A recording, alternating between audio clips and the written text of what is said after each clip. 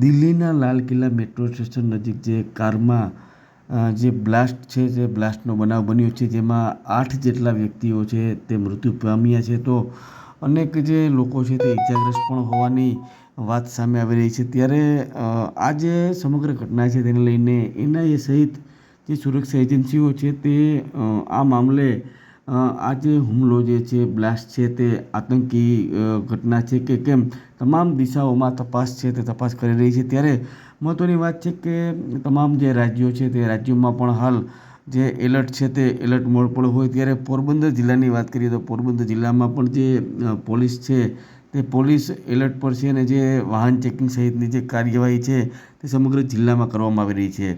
પોરબંદર જિલ્લો છે તે દરિયાકાંઠે આવેલ હોવાથી સુરક્ષાને લઈને પણ અહીં ખૂબ જ જે સાવચેતી છે તે પોલીસ દ્વારા લેવામાં આવી રહી છે.